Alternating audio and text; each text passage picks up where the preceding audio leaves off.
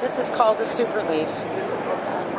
If you take a look at Spyderco, most of Spyderco's product line, you'll see a lot of leaf-shaped blades. A leaf-shaped blade has two very positive attributes. Number one, it's a great general utility shape.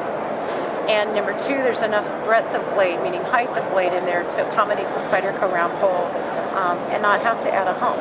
So it creates a little more streamlined profile, and it is a signature that you see on a lot of Spyderco products. We've had requests for years to make a really large size or an oversized leaf-shaped blade, this is the result, the SuperLeaf. That to support that large of a blade, we use a patented locking mechanism that Spyderco created called the compression lock. That is a Japanese product. Again, VG10, that full-length steel liners that are skeletonized inside.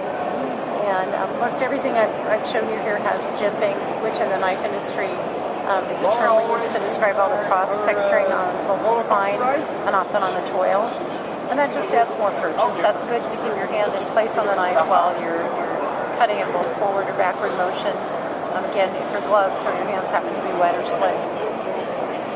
Gives you someplace to reference, I always find. Absolutely.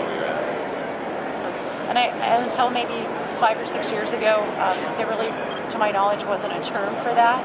And now in the knife industry, it's generally referred to as jimping. The lock is on top of it. Oh, okay. It's cool. Oh, I like that. I always like it when the locks are in a place where your fingers don't have to get in the way. The compression lock is kind of an interesting thing. I think a lot of people at first glance say, oh, this is like a Michael Walker liner lock, but just positioned on the top of the blade. And it has some visual similarities, and that's where it ends.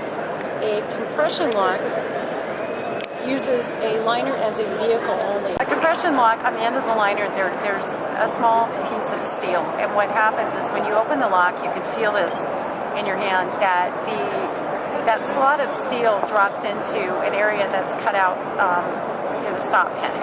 And we call it a compression lock because once that piece of steel falls into that slot, the harder you press, the more you compress it. It's compressed inside that small area. That translates into just an extremely hard-use lock. It's not a simple lock to make by any means, but that is one of the strongest locking mechanisms Spyderco does use today. So.